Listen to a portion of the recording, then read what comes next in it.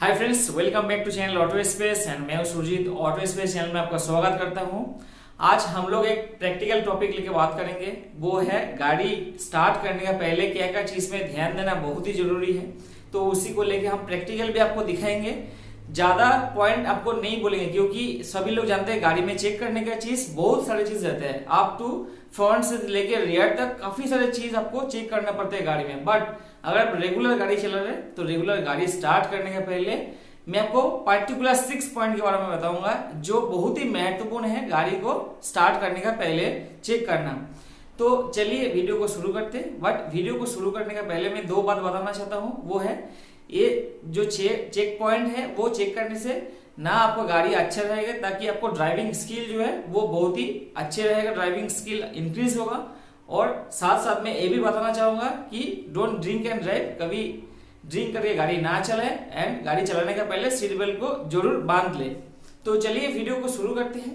Video में जो first point है वो है आपको इंजन ऑयल लेवल। गाड़ी में मेन होता है जो इंजन, जहां पे सोर्स ऑफ पावर है, यानी पावर जहां पे बनता है, तो वहां पे लुब्रिकेशन के लिए जो इंजन ऑयल रहता है वो इंजन ऑयल का लेवल चेक करना बहुत जरूरी है। अब इंजन में जाने के बाद जो डीप स्टिक है, जहां पे लेवल चेक करने के लिए जो गेज दिया हुआ है, वो गेज उठाने के बाद आप देखेंगे गेज में टोटल आपको 2 पॉइंट मिलेगा। कोई डीप स्टिक में आपको डायरेक्ट हाई और लो लिखा रहता है, एच और एल, और कोई डीप स्टिक में 2 पॉइंट रहता है।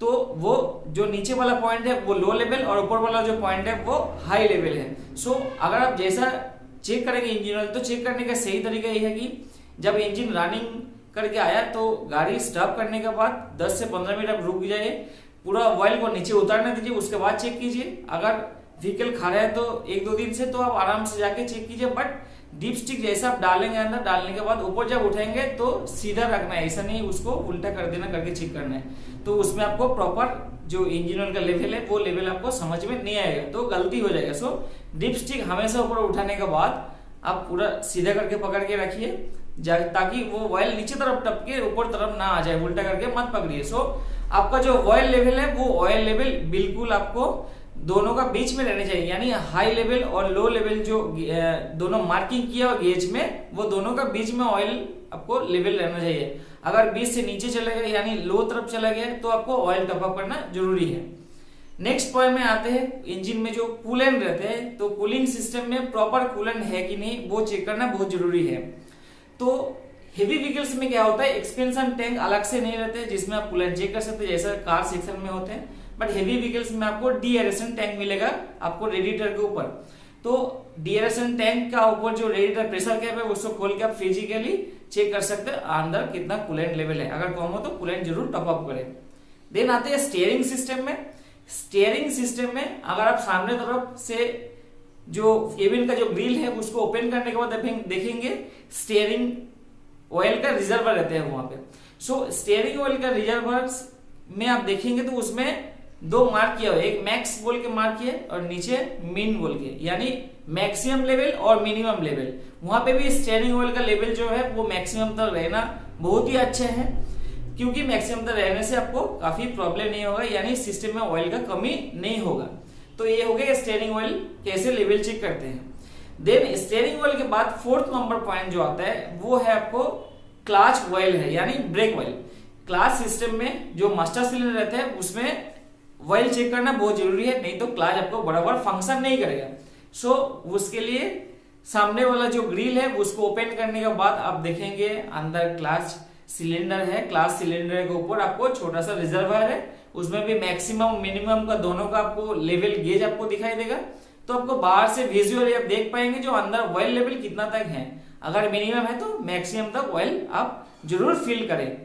नेक्स्ट जो महत्वपूर्ण पॉइंट जो है जिसके लिए मैं वीडियो पर्टिकुलर बना रहा हूँ, ये सब पॉइंट जो मैंने 4 पॉइंट बताया ये बहुत सारे वीडियो में आप देखे होंगे या आप डेली करते हैं। बट ये जो मेन पॉइंट में बताने वाला वो है आपको फ्यूल सिस्टम में वाटर सेपरेटर।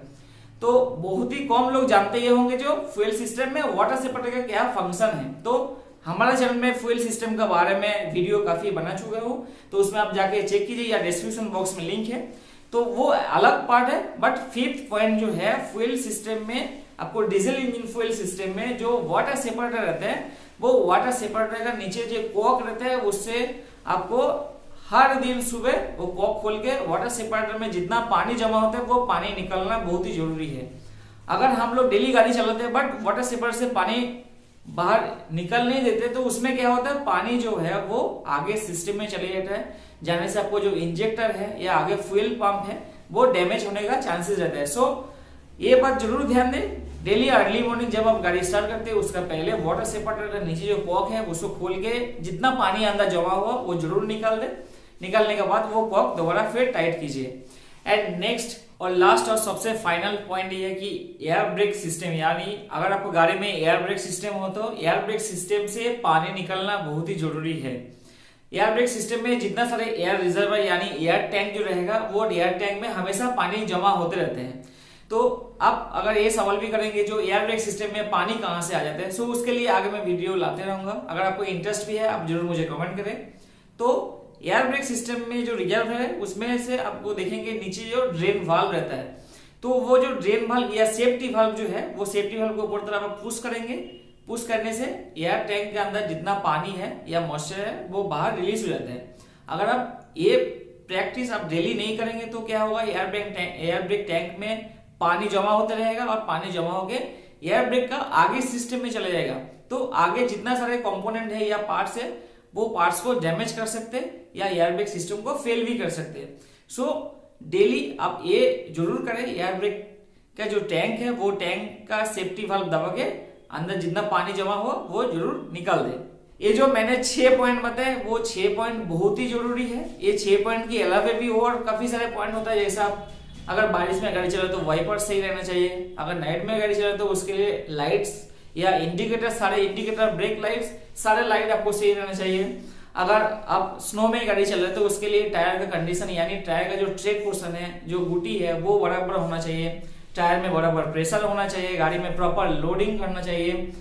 तो ये सब बहुत सारी चीज आता है, बट मैं जो 6 पॉइंट बताए वो बहुत ही जरूरी है। शायद आप कम भी सुने होंगे ये 6 पॉइंट के बारे में।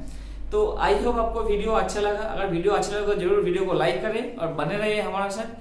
बट वीडियो को एंड करने का पहले एक बार और आपको बता दो, don't drink and drive and always safety belt लगा के तब गाड़ी चलाएं। Thank you for watching the video.